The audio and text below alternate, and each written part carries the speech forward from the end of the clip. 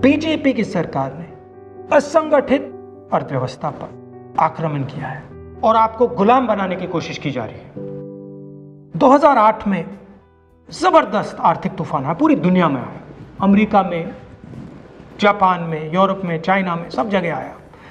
America के bank गिर गए, कंपनियां बंद हो गई, एक के बाद एक कंपनी की लाइन लग गई, बंद हो गई। यूरोप के बैंक गिरे, मगर हिंदुस्तान को कुछ नहीं हुआ। यूपीए की सरकार थी, प्रधानमंत्री जी के पास गया और मैंने उनसे पूछा, मनमोहन सिंह जी बताइए, पूरी दुनिया में आर्थिक नुकसान हुआ है, हिंदुस्तान को कोई असर नहीं हुआ, कारण क्या है? मनमोहन सिंह जी ने कहा, राहुल, अगर हिंदुस्तान की अर्थव्यवस्था को समझना चाहते हो तो यह समझना होगा कि हिंदुस्तान में दो अर्थव्यवस्थाएं हैं।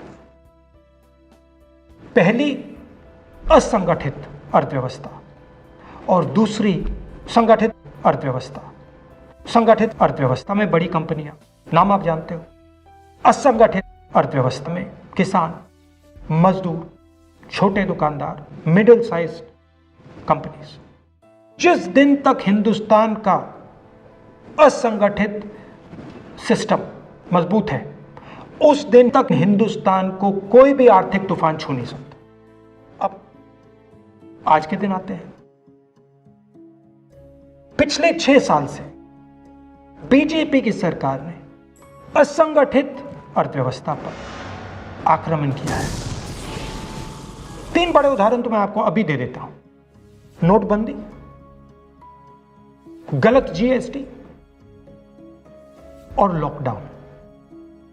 आप यह मत सोचिए कि लॉकडाउन के पीछे सोच नहीं थी।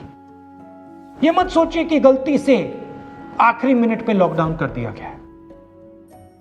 इन तीनों का लक्ष्य हमारे इनफॉर्मल सेक्टर को खत्म करने का है।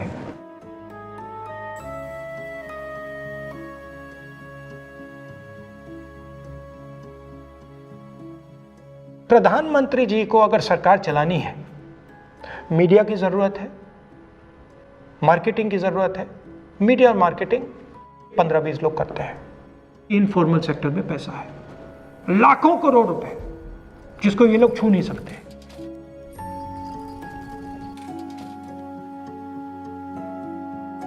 इसको ये लोग तोड़ना चाहते हैं, पैसा लेना चाहते हैं। इसका नतीजा आएगा। नतीजा यह होगा कि हिंदुस्तान रोजगार पैदा नहीं कर पाएगा। क्यों? क्योंकि इनफॉर्मल सेक्टर 90% से ज्यादा रोजगार देता है।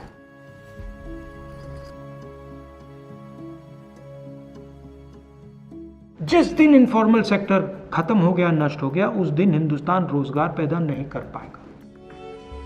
आप ही इस देश को चलाते हो, आप ही इस देश को आगे ले जाते हो और आपके खिलाफ साजिश हो रही है। आपको ठगा जा रहा है और आपको गुलाम बनाने की कोशिश की जा रही है। हमें इस आक्रमण को पहचानना पड़ेगा और पूरे देश को मिलकर इसके खिलाफ लड़ना पड़ेगा।